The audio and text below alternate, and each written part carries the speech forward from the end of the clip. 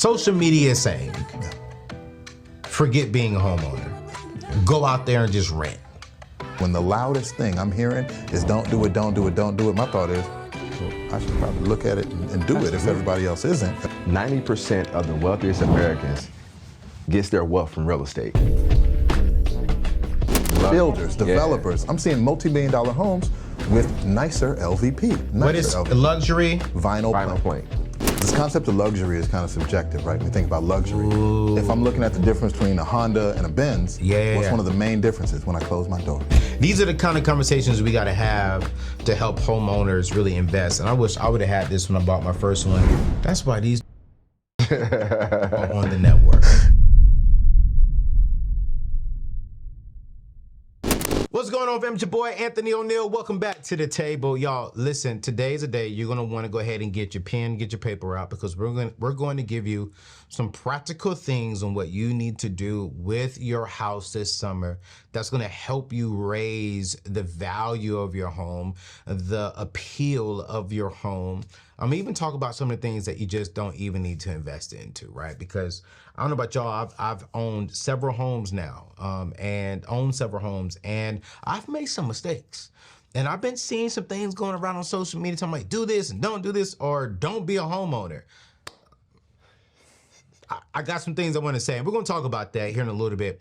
But today, we're going to give you some practical things you should be doing with your home that is worth the money, some things that you should not be doing that's not going to help you sell the money, and that actually, in the long run, may cost you some money. I got my brothers back at the table from the coalition group, Keith and Harris, who will also be joining Neatness Network, so y'all be seeing some things coming out from them here real soon. I'm really excited about that, so just keep it locked. We'll bring some more information on here real soon, but we are going to be updating you all at least once a month on real estate, right? And so on my show, and then y'all can go check out their show every single week. They're gonna be updating you all some things around real estate and some other dope stuff that they're gonna be talking about on their show.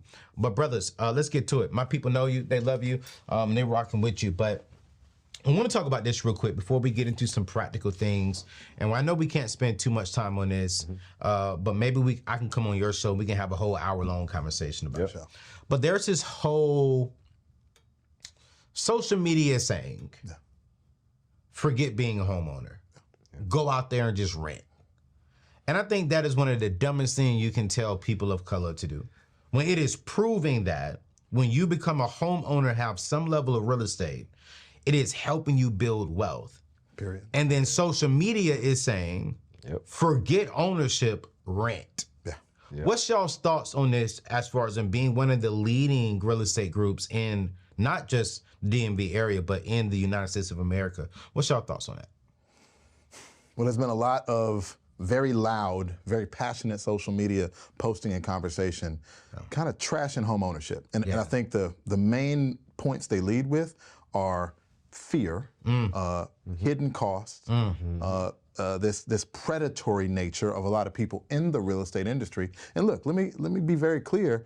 Real estate ownership is not right for everybody all the time. Fact. Real estate ownership is not right for everybody all the time. Right. But for most people, the net worth opportunity alone, just the net worth opportunity to own something, live in it, let equity and appreciation do its thing, is why people should still consider it. Because if you're not doing other things, they're doing all the things that you tell folks to do, and they're not actually having their money work to build more money, the house is the most tangible asset and that you can get for pennies on the dollar that can do that. So like all the narrative that I'm hearing out there really is short-sighted in my opinion, and it's reflective of a higher cost of capital, inflation, and things being more expensive today than they were 2 or 3 years ago. But in the long view, which is how everything with money should be thought, in the long view, ownership is still the vehicle, specifically people of color, that's going to open up doors of net worth, wealth building, and just growth opportunities.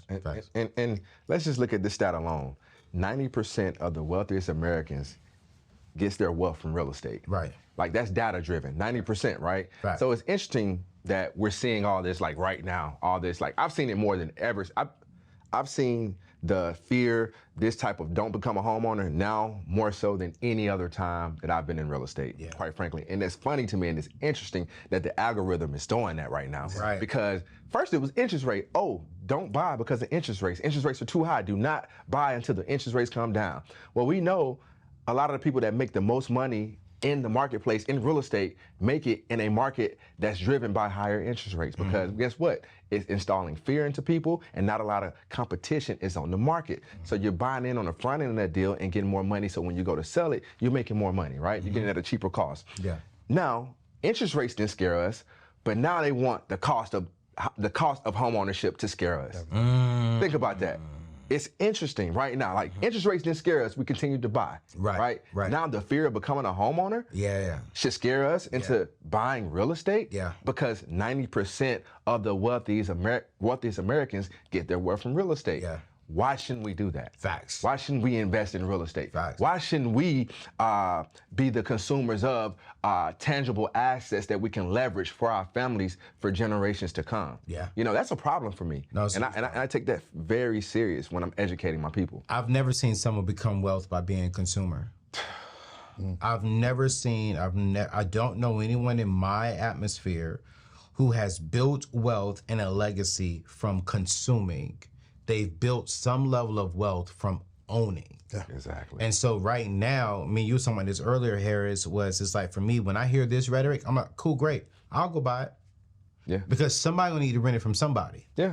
And for me, I do not get into real estate solely for the monthly income, because it's not a lot of money. I get into it for the compound of growth over a long period of time. Absolutely. You know what I'm saying? And so I'll put you in that. You pay off the mortgage. I now have ownership, but I gained money that you helped me pay off the renter. So I'm like, wait a minute, that's fine. Y'all can listen to that foolishness, but I'm gonna go buy it and you're gonna rent from me. Somebody gonna own it. There's this book called The Compound Effect. And Yes, sir. I recommend everybody go check out this book called The Compound Effect, because it talks about what you just said. You know, you buy now and you reap the benefits later. So we've been in this, like, we've known to be in this, like, right now. How can we take this tangible asset and what can it do for me right now? Well, the mindset should be, what can it do for us 5 years from now, 10 years from now, right?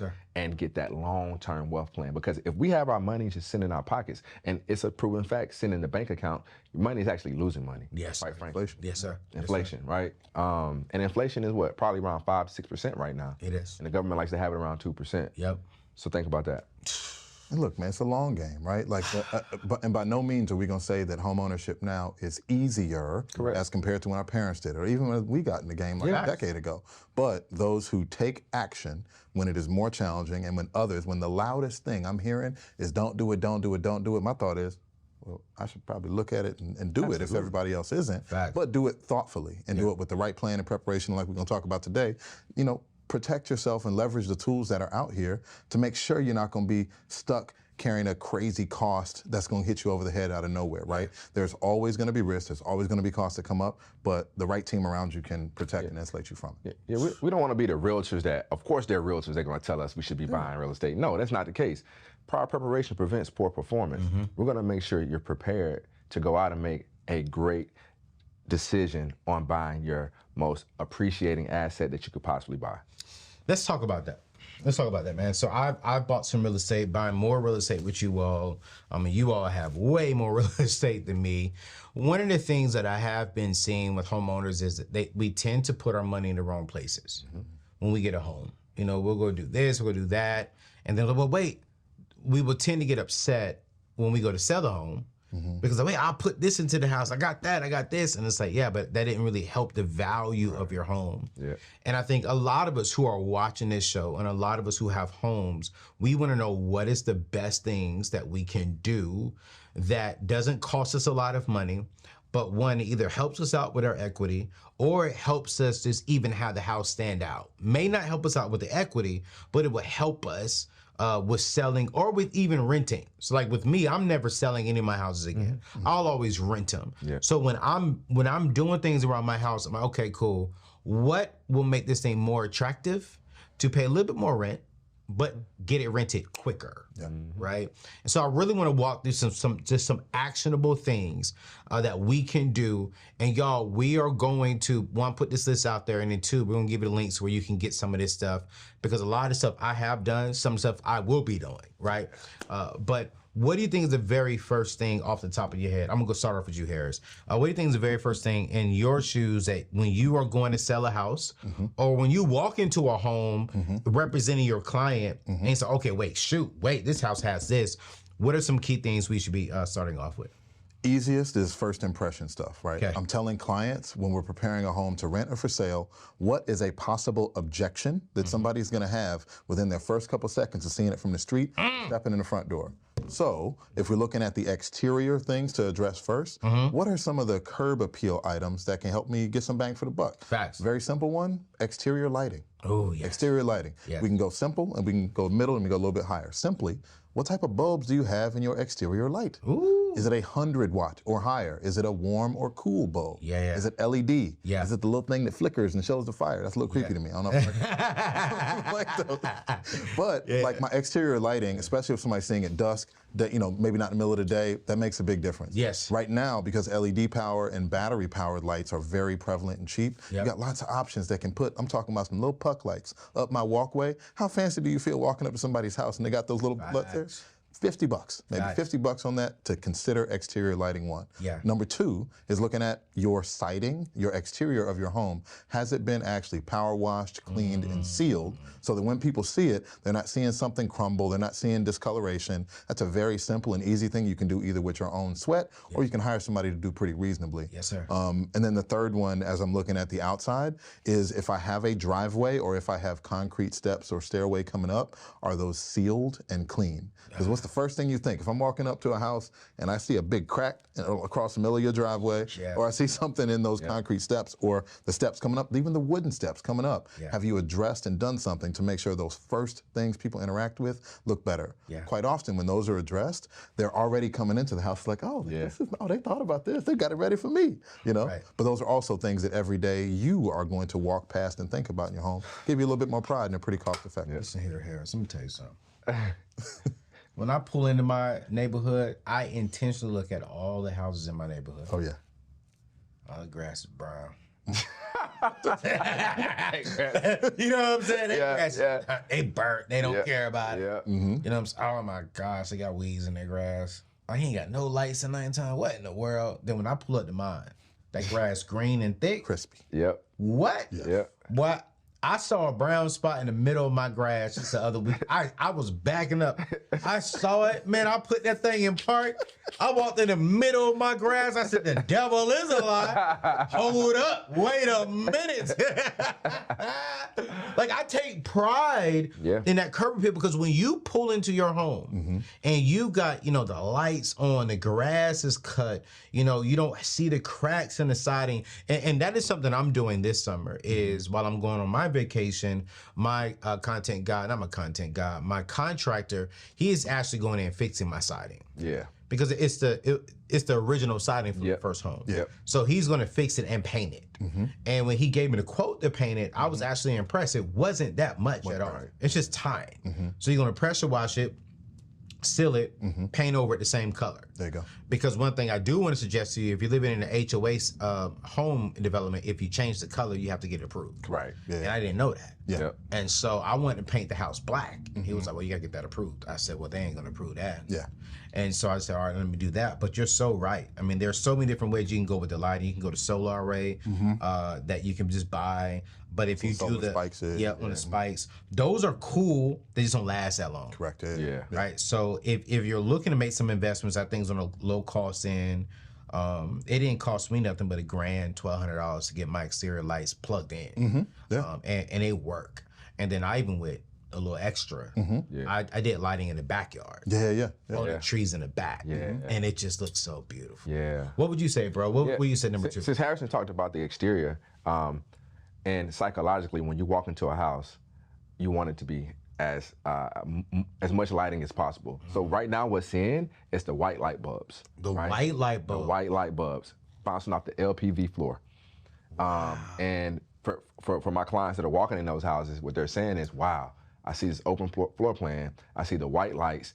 Keith, there's a lot of lighting in here, so I feel better in this home, and it's more warm and fuzzy to them from a psychological standpoint. So you got the yellow. Say warm versus cool. Warm versus cool. It's different. So yellow brings like a warm feeling. Correct. And the white brings a cool feeling. Yeah. I have all yellow in my house. So you're saying that you suggest we changing those to white? At the time of sale. At the time of At sale. the time of sale, we're showing it. Because it shows, and I'll explain what he was saying there a little bit. There's something about, even when we're on your show right now, the majority of the light, when you are presenting something, is a cooler or bluer tone. If I'm relaxing, hanging out in the house, it's a warmer tone. But guess what? With LED lights right now, I got the option with the same bulb, with the same embedded fixture, to change that from warm to cool on my own. So if you do upgrading, that's the power behind LED lighting, is I got the option to pick my temperature and my brightness based on my use. If I'm hanging out, chilling, lower, warmer. If I'm selling, showing, documenting, photographing, brighter, cool. I've never heard of that, but my lighting guy, and it makes so much sense. Because I was thinking that, I was like, man, I don't know if I want to walk around the house every single day with bright lights. Correct. You know, I like my yellow. It's just, I feel relaxed. Yep. But it makes sense though, if I'm showing it off, I want it to feel grand. Exactly. And you can tell the difference when you walk into a house that's not like that. And this is for the time of sale and renting, as Harrison said. When you walk into a house at the time of sale, that lighting stands out. They say, oh, they prepped this for me. Because that's what buyers are talking about. They took care of their home, so much so that when I walked in, I felt like I was at home. And that's what the important part, that's the important piece of the property. You know what's so funny is though? My lighting guy put the white lights outside. Yeah. Because it goes back to what you're saying. You're always presenting at that time. Absolutely.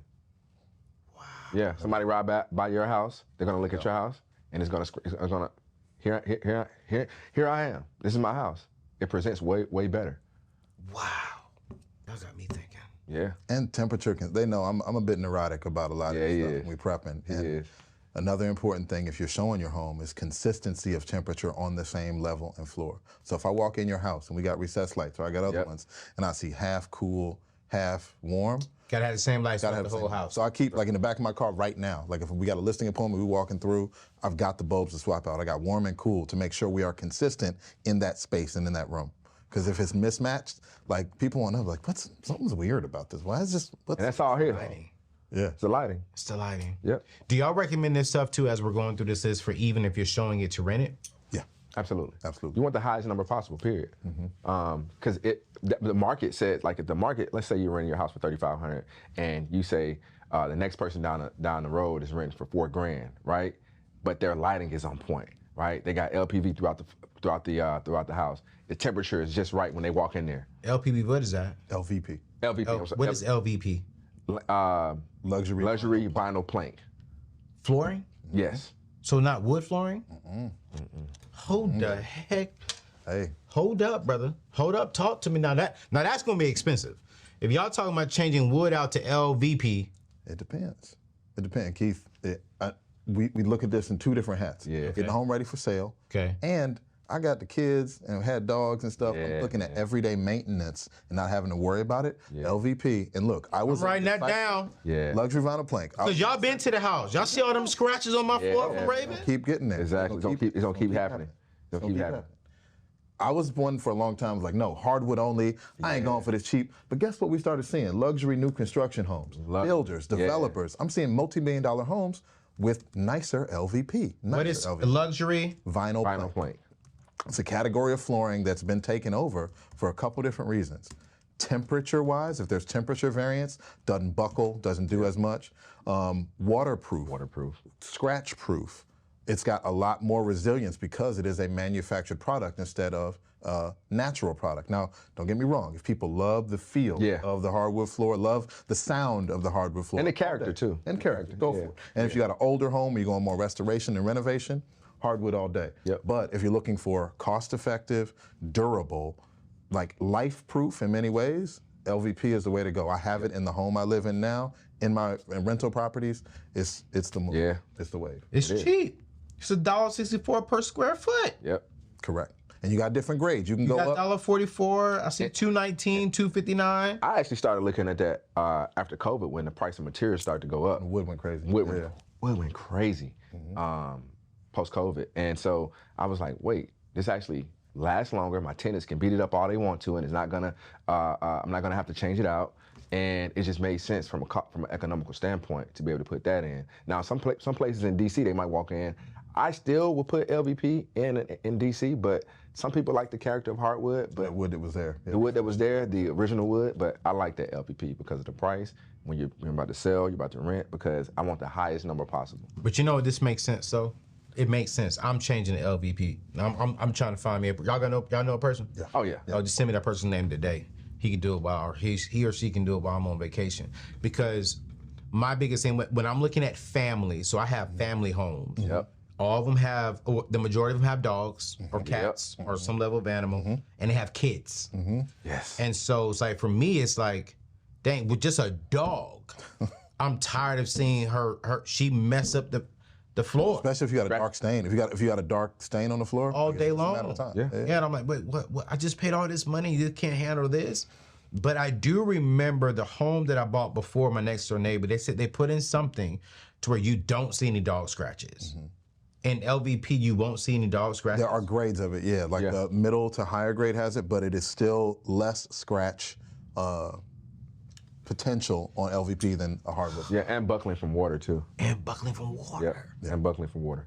See, yeah, that's Raven, because she be dripping her water, sucking her water. You got waterproof all over the floor, and it's just buckling. And you know what the cool thing about this stuff is, and I tell people this, is when I put LVP in my basement, right? And what I didn't pay for it all at one time. I went and got a 12-month interest-free credit card, right? And used that. And they came in and installed it, put it in, and all I had to do was pay on that card over 12 months. They even got 24 months now. And why LVP in basements? Why that instead of carpet or something else? I think I did. Did I do that in my basement? I don't have hardwood floor. I have you got something. a ceramic tile. I think you got a ceramic tile down there, maybe. I can't remember. I think in the front part you got LVP though. I think so too. Yeah, I think you put luxury. I think so. Yeah, I think so. When I think about that now, because I see no scratches and it doesn't buckle at all. Yeah. Zero. I think you got LVP in there. And y'all are right. It doesn't have the look and texture as the wood, but it doesn't look bad either. Yeah. Correct. Why you think in my basement I put? Why you think? Well, so especially in an area like the DC area where we have basements, you're always going to have more moisture in the environment when something is below grade. A lot of old homes had carpets. What does every carpet have underneath it? A pad or foam. What is foam? It's a freaking It is a surface that moisture can be held and create that kind of damp and dank smell. So in every lower level, I'm saying you got two options, either ceramic tile that's right to the floor or an LVP for a more cost-effective option because of that resistance to holding in moisture. And you know what? Not to get too nerdy about like flooring, but like the subfloor under the floor is important too, because another reason why I did that, because I have a lot of foot traffic in my basement because I like to host, right? But the flooring, people can walk with their shoes off in the basement and it's padded under the floor. Comfortable to stand on. Comfortable to stand on, exactly. 2025 is right around the corner, and it is time for us to align our prayers with our goals. I'm super excited because on January 13th through January 17th, thousands around the world, literally the world, will gather for Pray FYI. And that is pray for your increase in the year 2025. We're going to be praying for a decrease in debt, an increase in wealth, new income streams, and building a lasting legacy. That's exactly what's going to happen January 13th through the 17th. You see, Pray FYI is more than a platform. It's a movement of believers standing together to see financial breakthroughs and life-changing results. Whether you're praying for financial freedom, multiple streams of income, or the wisdom to steward your resources, this is the perfect way to start your year off with purpose. I want you to mark your calendars and register today and join thousands already committed to transforming their lives through faith and focused prayer. You're going to visit prayfyi.com today. Registration is 100% free. And you're going to take your first step towards debt-free, prosperous future. That's January 13th through the 17th, 2025. You're going to pray boldly. You're going to live abundantly. You're going to accomplish your goals. We're going to pray like it all depends on God this week. We're going to get the wisdom and strategies to where it all depends on us. And watch how God does some marvelous things. It's 100% free. Join thousands. The Bible says when 2 or 3 gather in his name, that's when he's in the midst. Registration is free. PrayFYI.com. It's on the screen right now. God bless you. We learning today, y'all. We learned today. Hey, you got some of this list that I haven't thought about until I got one of those smart toilets, and they have those soft close toilets. Change your life. It changed my whole life. And I even think, correct me if I'm wrong, getting the soft closed toilet seats are great, especially for kids. Absolutely. Because, you know, I remember I used to be done, I used to bow, just throwing down. My mom and dad, what's wrong with you? Next thing you know, the back seats of the toilet things are cracked, and you sit down the toilet and you squeeze over. Fall for your life. I got a butt whooping because I slammed the toilet. And my dad had heard it the day before, and he went there to use the bathroom, sat down, the thing slid, he almost fell off. Well, my dad went upside my head so quick. You know what I mean? Slamming this toilet. Now I gotta go buy a new toilet because you're gonna slam it. But it's like, I think that is just brilliant. Oh, yeah. Soft closed toilets. Yeah. And I'm like, that is just smart. But then not just that, but even I'm noticing now, even these smart toilets, when they first came out, they were super expensive. Now I just had to replace my master bathroom. I redid the whole master bathroom. So I got a smart toilet with that one. Well, I had to replace my bathroom downstairs. I said, well, how much is a smart toilet? $350. Yeah. It's not the smartest one. Smarter than a dumb one, though. But watch this one, though. The one upstairs, it opens and closes on its own. This one downstairs doesn't, but it's a soft close. Yeah. And I'm like, oh my God, I like this. Yep. Why would you say as realtors that is something impressionable for homeowners when they walk in? Well, this concept of luxury is kind of subjective, right? When we think about luxury. Ooh. If I'm looking at the difference between a Honda and a Benz, what's one of the main differences? When I close my door. Yes, sir. That hard slam. Yes, sir. So if we look at every door that can open and close in my property, what are the things I'm doing to ease that transition? Wow. Make it smoother, make it quieter. That can make a standard off-the-shelf product feel more luxurious. Yes, sir. So if I wanted to go for a high-end Toto commercial grade toilet that's gonna run me $400 or $500, got the soft close included, or that American standard that comes in all of them anyway, extra $25, $30 on Amazon to get my soft close toilet, from a user experience standpoint, it will feel luxurious just simply because of that soft close. Because people associate things closing softer in every way with luxury, higher end, something I'm willing to pay a little bit more for. I've even had clients with kids that say, I soft close everything so the kids don't get their hands stuck in certain things. Like that right there, from a psychological standpoint, it makes them feel better. So they're more willing to get the property with the soft close everything versus not having soft close. Because it can't slam. It can't slam. Exactly. And I hear too, that there's a way that you could take the original drawers, take those out and put soft close to turn your original drawers, cabinet drawers, into soft close cabinet drawers. 1,000%. You got two different options for it. You can do either just like 3M actually makes an interesting product that is just an extra pad that's got, instead of just, the little rubber foot, it's like a 2-level rubber foot that can be compressed. So if I slam it as hard as possible, the first part hits and then the rest goes in. So it's like a soft close pad where I can buy those. I can put those on anything, or you can buy the actual mechanical apparatus that's like kind of like a door stopper that's always open and closes in. But that can be put on pretty much any cabinet that you can screw into. Yo, we're gonna keep on going. We got some things for y'all today. I'm loving this because I think these are the kind of conversations we gotta have to help homeowners really invest. And I wish I would have had this when I bought my first one. But I invested into this next one. Remote control fans for older homes. Yeah. So no longer just going to this, no longer going to the fan and pulling the thing to come down. Correct. Right? Invest into a remote control. And even now what I'm even noticing is you can buy a fan that is connected smart to your phone. Correct. For the same price as a remote control. So it's like now you can say, hey Siri or hey Amazon, turn on fan, turn off fan. And that goes back to what you're saying earlier. It's just the concept of being luxury. Yeah, user friendly. Like, what, you think we want to lay down, get up out the bed, and then go? That's old. That's old. I want even going to the light switch to even do all. No, man, just land it. Don't do.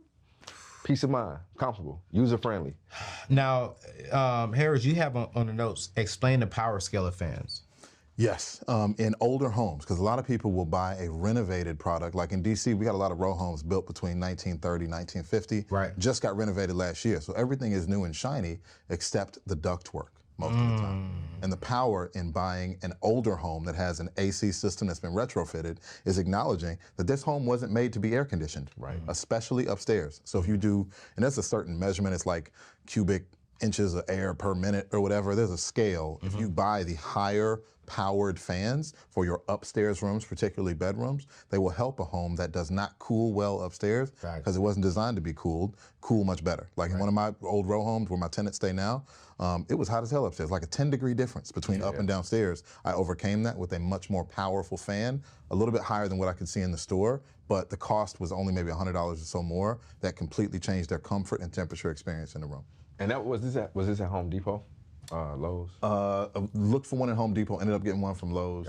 We can post the links to some of them, but you just got to know that when there are the ducts in the floor and an older system in your basement and you upstairs, what rises? Heat, right? It's much harder to push cold air up unless you got the powerful fan that can circulate. If the cold air is in the room, that's going to help to be more comfortable, especially if you got high ceilings in the room. It's just, you're fighting against nature. You have on this dual shower head attachments. Yeah. For whatever reason, I've been getting targeted this on Instagram a lot. And it is a brilliant idea. It's not a brand new concept, but there's a cooler one that essentially allows with one shower head and just a regular kind of rectangular, normal size shower. It's a pipe that connects, goes over the top, connects to this side, and then comes down with 2 shower heads. Yes, sir. So it can turn a standard single shower head into 2. And if I'm marketing or renting your home, I can say dual shower head, luxury spa-like experience in your regular ass bathroom. That's a good one. That's a good one. How much would that cost? The apparatus itself, a couple hundred. You probably want to get someone to secure. What I will say is if you're trying to put anything into tile or anything other than drywall or where the stud is, get a professional to make sure it's secured, especially if it's up above your head for safety. So labor-wise, you may be looking at a couple hundred more for labor, but some, if you can go right into the wall yourself, just find the stud, put it in, $50, $60. I think one of the things that I kind of wasted money on, which I wish I would not have done in my shower, was the shower jets. You know what I mean? Because it's like car wash. Yes. I'm like, I haven't used them. I only use the shower head and the one that's on the hand. And what I've been seeing on the luxury homes, they're getting away from the jets and they're doing multiple shower heads, like 2 shower heads, and then like even 2 handhelds. Attachments so you can get to it. And maybe a rain head in some of them. But the jets, I'm not really seeing those anymore. Keith, what is at every home inspection, if there's either a jetted tub or jetted shower, what does the inspector say? The maintenance on that is going to be expensive. Absolutely. And sometimes they leak. Yep. They actually leak a lot. They do. It's hard to maintain. Very hard to maintain. I want to bring my contractor back in and fix it all. And I probably will before I rent it because it's just a waste of money, in my opinion. It looks dope. Yeah, it looks good. Yep. It looks really dope, but it was a waste of money, and I wish I would have did the dual shower heads. The less points of access, entry, or that water has to flow through, the less places something can leak, like long term. So the more places I got stuff coming out, same with the jetted tubs. Like for one, on resale, that's pretty nasty, man. You got all types of materials and bacteriums and things sitting in the bottom of a jetted tub. And I've never once, other than properties that were like 2-3 years old, had a home inspection where they were like, oh, this is in great shape. It's like something always needs to happen to a jetted tub specifically. So if you like it, know that it's a comfort and do what makes you comfortable in your house to enjoy your place. But on resale, you're gonna have to put some coin into either replacing, repairing, something with it, because they have a very... They even come out of the shop. Like, I've seen newly renovated houses that has jetted tubs and something is already wrong with it. It's not working properly. It's like a boat. It's like the same reason why boats are expensive. Anything that has water and motor and motion through it is going to have problems with time. Wow. Period. So just know that. Wow. So I may have to replace that jetted tub. Or the gaskets, or like the seals, it's like something with anything that water is in or sits in will deteriorate, will rust, like something's gonna happen with time. And we don't want people wasting more money, spending more money to sell. It's not a good investment. Command strip hanging hooks. What's that? So again, that was a product I saw. I gave you. You did. Yeah. Boxes on the joints. Boxes. Minnesota Mining and Manufacturing, where Kid used to work. What's the command strip? What's the command strip? So a command strip is made originally by 3M, Minnesota Mining and Manufacturing. So instead of having to drill holes into your wall to hang stuff up, they have this strip of adhesive that you can put up and hang up whatever you need, pictures, and they have different weight limits. And I've used this, I mean, it goes up to, if you have to hang something on your wall that's 60 pounds, 70 pounds. The adhesive, 3M is the #1 adhesive company in the world. Right. So they make these products specifically so things can hang on the wall, coat hanging racks and things of that nature. They have it all. A plethora of products where you don't have to drill holes in your wall anymore. Wow. And it's user friendly, so when you take the strips off your wall, it doesn't take off the paint. So it's like really good adhesive, a Velcro, another Velcro, and you put adhesive in what you hang in, you press them in, and if it's a heavier thing, you can put 4 or 5 strips across the top. That can alleviate the need for anchors or like putting big holes into the wall for hanging stuff. And by the front door, a lot of times I want to come in, and if someone wasn't thoughtful with their design, doesn't have an entry coat closet or a place to put things right by the door, they make some pretty cool hooks that have the command strip backing, so I can just put adhesive, and guess what? If I put it in a place and I don't like it or I want to swap it up, take the Velcro off, slowly pull it off, no damage on the wall. Man, we are learning a lot about some things here, which I want to go through about maybe 3 or 4 more things, and maybe talk about some things that we should not just do. For sure. The next thing is, man, I thought this was pretty cool because I did this, was moving a power outlet up to high TV power cords. Absolutely. I think you gotta do that nowadays. Simple. You should not be seeing any power cords anywhere. Yeah. The next one was, which I did this, I probably went a little bit too far, but having a mesh network for your Wi-Fi. Yeah. I love the fact that I actually had my IT guy come out there and build me a Ubiquiti home Wi-Fi network system. Mm-hmm. But prior to that, because I have a lot of Wi-Fi things in my home. Smart home, everything. Yeah. Right. Yep. Everything's smart. Smart lights, smart switches, everything. Smart toilets. So all this stuff needs Wi-Fi. Mm-hmm. And so I was like, you know what? He was like, hey, I was running the Amazon Eros. Mm-hmm. Great. Mm-hmm. It was great. But the Eros weren't getting as far as what I needed because I have, 3 levels, basement, high. And so I needed something to really hit everything. And so he was like, he said, we could do it with the Eros. I just got to build it into the Wi-Fi, run some other cables, etc. Mm-hmm. He was like, since we have to do that, how about we just go ahead and put in Ubiquiti? Yeah. And I was like, that's cool, no problem. So the Ubiquiti will stay there. Mm-hmm. So now there's not one place in my home that is lacking Wi-Fi. Yeah. Not one. I mean, all the way out to the backyard of my pool, you got Wi-Fi. Yep. All the way to the front yard of my home, you have Wi-Fi. My garage has Wi-Fi. Like every piece of my home has Wi-Fi. How important is that from homeowners? Because that did suck for me when I came into the home. Yeah. Yeah. We didn't have anything. Yeah. Like where my cable box is, which was so stupid to me. I'm like, why would someone build a home like this? But my cable box and Wi-Fi router was on the basement. Yeah. But I'm like, I spend most of my time on the up floor and upstairs. So by the time I got to the mid floor, I'm getting maybe 30 megs for a download. Yeah. Upstairs, trash. Yeah. No Wi-Fi. Zero. Yeah. And I was like, this is not good. Mm-hmm.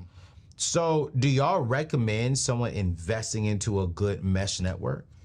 Well, if someone is working from home, right, has a need for higher bandwidth because of the work they do, broadcasting, high upload, download, secure networks, then going for the hardwired solution like you got can make more sense. Yes, sir. For most of us who are streaming on our televisions, on our laptops, on all of our other smart devices, the plug into the wall mesh network is simple and can work because it doesn't matter how many megs I got coming into the house or even how beastly my base router is. Right. Distance and time, it's just science, right? Like the farther away you are from something, it's not gonna work as well without that active relay. So I highly recommend it because everything in our home most likely is gonna have some type of Wi-Fi connection, even if it's just our phone, it's right next to us all the time. And the more you can have that signal be strong upstairs, because what do clients do? They're looking like, oh, what type of signal I got up here? Exactly. And if you got a house with bad signal, you definitely gotta show them that you got some good Wi-Fi, because that's been a deal breaker for some for a lot of people. people. If they got a bad signal, like just on their phone, or like they can't get connection in the house. Especially from the household, the couples that work from home, like both couples are working from home. Yeah. Wi-Fi is super important. Yeah,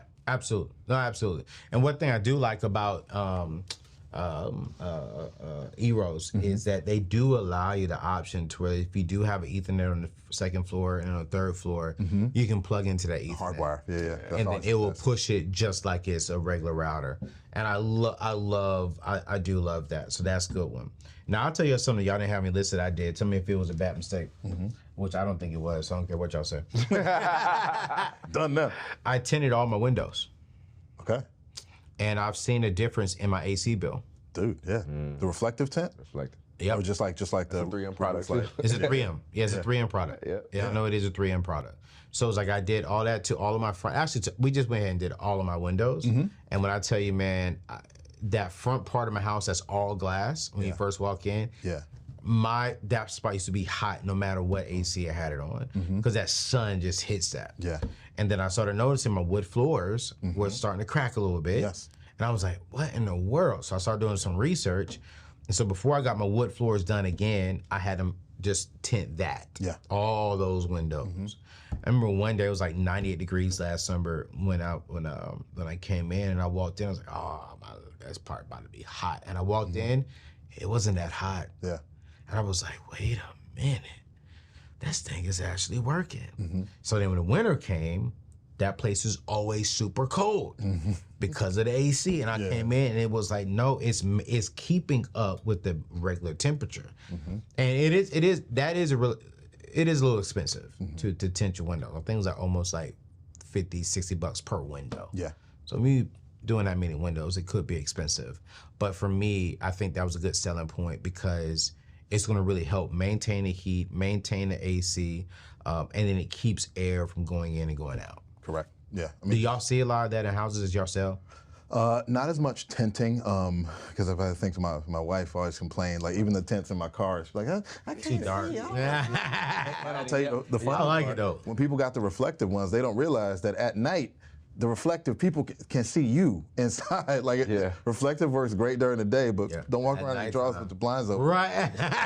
You outside when it's bright inside. Can't say they haven't seen that one. Real quick before we end this show, man, what are some things y'all just tell people, just don't do that? That doesn't make any sense for homes that a lot of people are doing. Some people would say me spending money on a pool was a bad investment. What would y'all say? I don't think it's a bad investment. I think if you upkeep it and keep it maintained, for when you go to rent or sell, remember, rent or sell, if it's ready to go and maintenance-wise, it could be a good selling point for people who want pools. I don't know if it's because it's getting hot outside, but I have people that said, Keith, I want a house with a pool in this area. You got people that are migrating from the South, Florida, places like that who want pools. So I think if you maintain it well, it could be a great selling point. For me as a landlord, I get a little cautious about pools because I don't want that liability. But to sell, I'm all for a pool. When you say liability, what do you mean by that? I'm renting the property out. They might have kids. You have a pool in the backyard. You own that house. Your name is on the deed. Something happens, God forbid, something happened with, somebody fall over into the water. That's just liability that you don't know that can come back on you. As a landlord, I would close that pool off. I wouldn't have them use that pool. For me personally, and that's a personal thing. I just wouldn't do it. So if anyone harms themselves in your house as a landlord, there can be a path to personal injury liability lawsuit to you. Yep. Period. Doesn't matter, it's their fault, doesn't matter, whatever. If they are in your home, hurt themselves, you can be named in a suit. Yep. I could be named in the suit because you allowed your son to go in the pool. Yep. Because you slipped and hit your head walking outside, whatever. Like, and a pool is just there's more opportunity for harm or death in a pool. Yep. Yeah. So for renting, you would close the pool down. I would close it down. Keith James would close it down. And the only caveat I'll say is that your home sits in a category of what we would call luxury homes for your neighborhood and for the region. Yeah. So in luxury homes, there is the expectation that pool, significant grounds, it's there. So I think it's both helpful and needed for yours, but regionally, we just don't have as many pools in total. Like in a lot of other places in the country, middle of the market or even lower price point homes will also have pools. Here it is seen as a defining and separate luxury feature. Same way if you're ever gonna rent your home, it would be in that kind of more luxury price point. So you got a little bit less risk there, but it's still, you really have to build some paper around yourself and them with the liability of that pool, extra insurance, extra like waivers, hold harmless. Like I would add extra stuff in my lease if I left the pool there that says if y'all do anything, anybody harms themselves, you've been warned. That's on you. You can't sue me up front. I would definitely be doing that. 100%. Just let us know. And you can add whatever paragraphs into leases and renting agreements. You have to though. That makes sense though. You gotta be thoughtful. I didn't know that they can hold you liable for slipping and falling when it's you. Yeah. And that's why a lot of people, you know, in a lot of the shows they talk about like, oh, every rental I have, it's in an entity, it's in an LLC, it's not in my name. Which again is the step if you got the financial structure to support it all day. But most people, especially owner occupied, moved out, moved to my next home, it's still in my name for now. So between your umbrella policy, between all of your different lease terms, just make sure you're working with somebody that's got the right jurisdictional and legal protections for you. That's so good. What's another one that you just shouldn't do? I don't like, I'm an audiophile, so I really appreciate good sound systems. I do not like any speakers built into walls. Outside of the theater though, right? Outside of a home theater, if it's in a home theater. But even then, visually, because it's dark, if I got some good speakers that aren't obstructing the view of the screen, because then like every 3 to 5 years, sound technology, speaker technology increases significantly. So if I'm putting in something, it's almost like the idea of having a depreciating asset that I'm gonna need to upgrade.